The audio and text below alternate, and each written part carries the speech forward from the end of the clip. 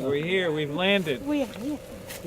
I know you can swim, so I wasn't worried about you. And I took your better half with me. I wasn't going to leave her at the dock. Are you serious? I was raised better than that. Oh, I know you were. I know you were. You're doing all right. You look good. Well, I feel good. Feel good And to welcome. get out. Yes, And thank you very welcome. much. I thank you for the invitation, and it's a long overdue.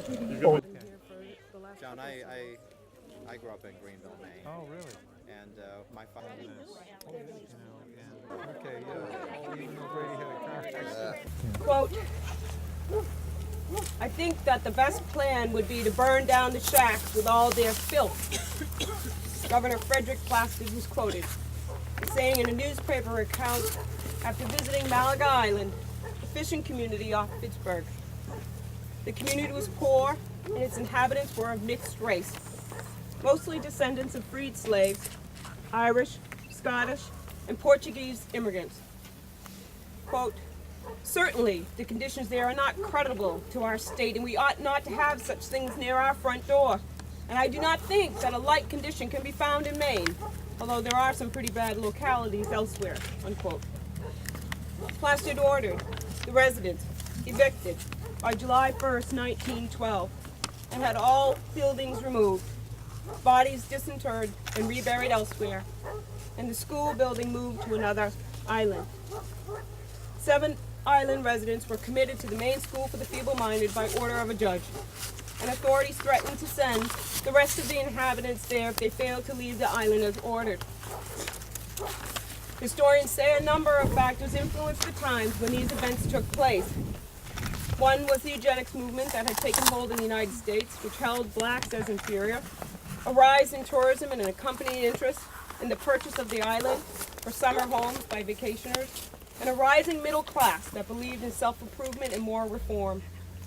All of these factors caused a culture clash between the upscale whites, such as Placid, and the others who toured Malaga with him, and the poverty and color of the islands. 98 years ago, they were removed.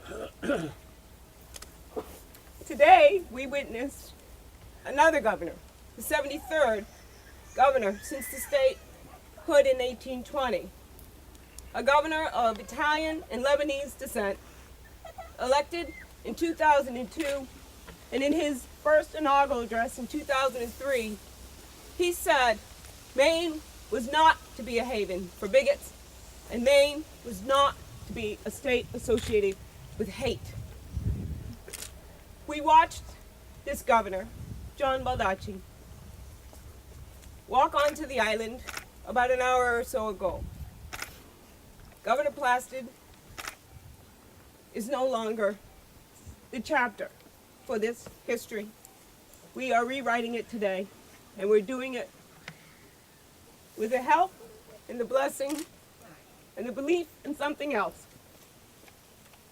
by a different governor, our governor, John Baldacci. Please welcome. Such a sweetheart. So good. You're terrific. You really are. Thank you.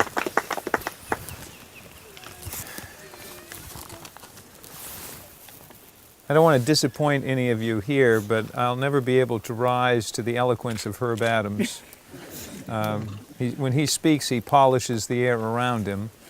In the emotion and heartfelt feelings that Rachel has, and that she carries with her, and the whole Talbot family, I know, is very proud.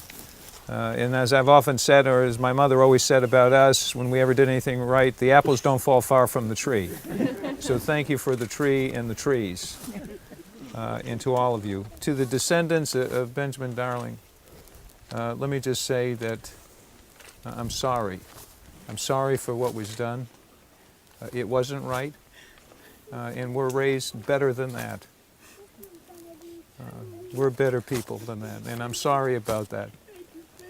Well, you're very welcome. We're all in this together. We're one people. My grandmother used to say, life is like a glass. Whatever you put into it is going to be what you get out of it. And it's going to be this generation that puts good things into that, because we treat people the way we want to be treated. And we're just, it's reprehensible what happened to your families And, you know, the spirit with which you bring to today is a spirit that, you know, others could learn from. Because it isn't about retribution and revenge and hate and violence, but it's about trying to find hope and opportunity and to find a better chapter. And it's about the children of the descendants, your children and grandchildren. The loud children. That should be, well, it's good that they are loud and it's good that they are here. Because it's their future that we're all fighting for today. You know, Herb is going to be disappointed because I've gotten written remarks that he wanted me to sign and put into some historical archives. But let me just say, I feel like, most importantly, it's to say that we're sorry. But let me just also comment on some of the people who are here that should also be recognized. The members of the legislature, the Maine Coast Heritage Trust, the NACP, Maine Freedom Trails, the Eleanor Haney Fund, the University of Southern Men, and of course, all of the descendants of the inhabitants of Malaga Island. The Freedom Trail is about educating and engaging our community and all who visit our state. Mainers are inspired by our history of supporting freedom. When Maine was established as a state, it came into the Union as a free state in the Missouri Compromise.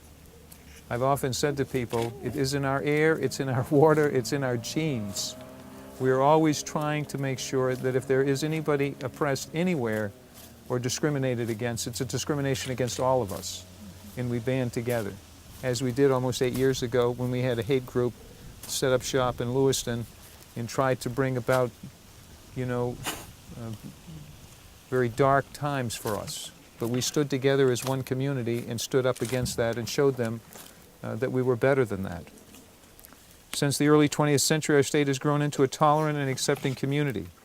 We know that there's more work that still needs to be done and must be acknowledging of our mistakes of the past so that they are never repeated. The events surrounding Malaga were reprehensible and are a stain on Maine history. What happened in 1912 should serve as a reminder that we all have an obligation to stand up for our neighbors. We've come a long way as a state and a nation, but we must never be satisfied until all of our people have equal opportunity for success, and we must remain vigilant against hatred and bigotry. Again, I want to thank all of you that are here today, and again, to the descendants of Benjamin Darling and the families here, thank you for being here and for letting us have an opportunity to say to all of you that we are truly sorry, and we want to work together and make Maine an even better state tomorrow in the days and weeks ahead. So thank you all very much for being here today.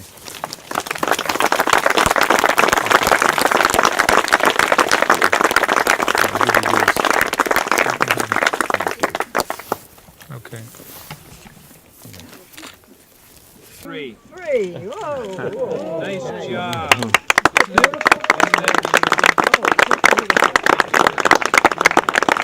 Very well, very well.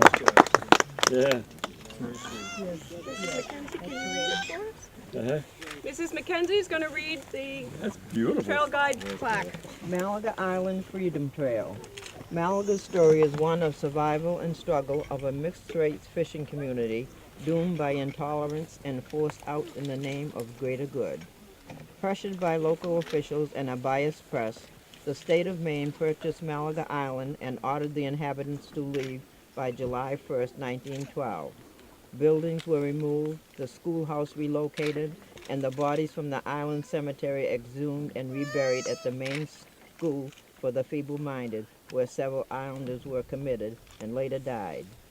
Malaga was never resettled and never became the summer tourist colony that locals had envisioned, but many Malaga descendants remained in the area, becoming a vital part of the communities that once shunned their ancestors.